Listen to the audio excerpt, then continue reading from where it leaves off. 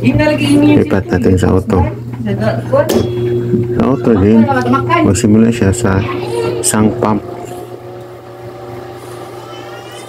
Halimbawa, pag umabot na ng 30 minutes, ilipat siya dito.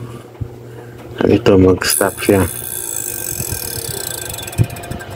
Kung umabot na din hanggang isang oras, hindi pa rin naubos yung tubig ng pipi, gagana ulit itong pump 1 para tumulong sa pump 2. Yan. Yan ang automatic dual function ng STP.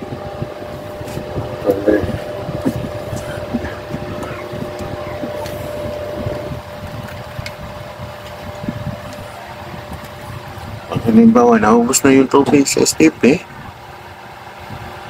automatic siya ang mag-off.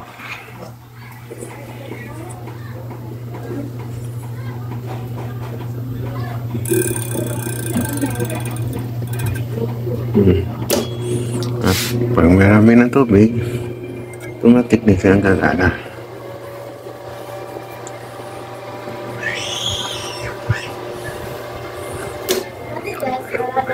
Lipat yun sa pump 2.